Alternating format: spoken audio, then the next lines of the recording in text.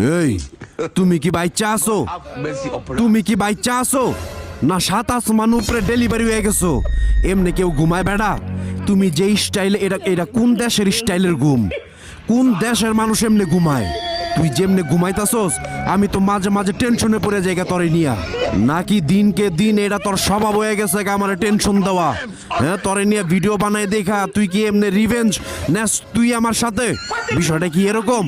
হ্যাঁ, যেই গরম পড়ছে তুমি যেরকম পা মা ফাঁক করে চেগায়া মেগায়া যেরকম দানার মধ্যে বাতাস খাওয়াইতাছো, হ্যাঁ, তো এই কারণেই তো তোর ঘুম হইতেছে বেশি, আরামের ঘুম দিছস।